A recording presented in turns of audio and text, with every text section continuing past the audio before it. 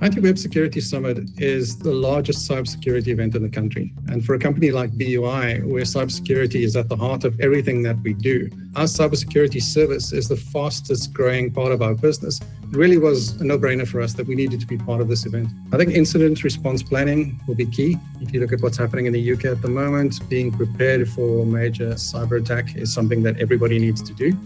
Also, if you look at how the threat actors gained access, they use social engineering. So I think another topic will be staff education. So making sure that people understand what the risks are from a cybersecurity perspective. Everybody in your business needs to understand that. Everybody needs to own it. And I think there will be lots of conversation around AI, both as an attack as well as a defense tool.